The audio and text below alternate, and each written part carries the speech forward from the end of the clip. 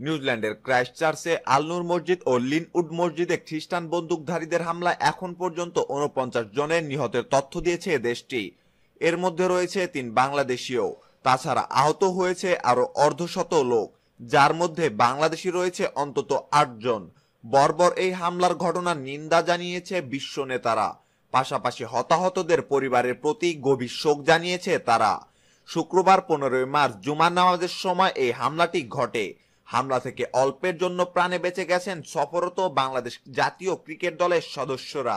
আগামীকাল শনিবার এই ক্রাইস্টচার্চেই তৃতীয় ও শেষ টেস্ট হওয়ার কথা ছিল বাংলাদেশ এবং নিউজিল্যান্ডের মধ্যে। এজন্যই সকালে হ্যাগলি পার্ক মাঠে অনুশীলন করেন তামিমরা।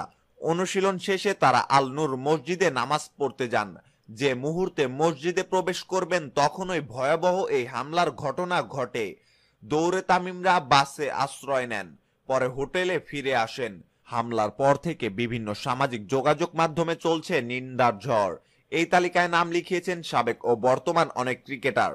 পাকিস্তানি অলরাউন্ডার শহীদ আফ্রিদি তামিম ইকবালের সঙ্গে ফোনে কথা বলেছেন। বিশ্বব্যাপী ধর্ম নিয়ে ঘৃণার রাজনীতি বন্ধেরও দাবি জানিয়েছে এই পাকিস্তানি অলরাউন্ডার।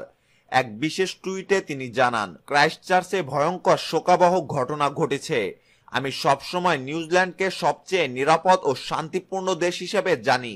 ওখানকার মানুষ খুবই বন্ধুসুলভ। তামিমের সঙ্গে আমার কথা হয়েছে।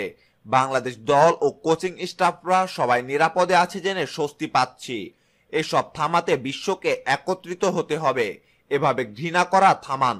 সন্ত্রাসবাদের কোনো ধর্ম নেই। শোকসন্তপ্ত পরিবারের জন্য প্রার্থনা। আল্লাহ নিহতদের শান্তি দান করুক। প্রসঙ্গত বাংলাদেশ সময় শনিবার রাত 10টা 40 মিনিটে ঢাকায় পৌঁছানোর কথা রয়েছে বাংলাদেশ ক্রিকেটারদের।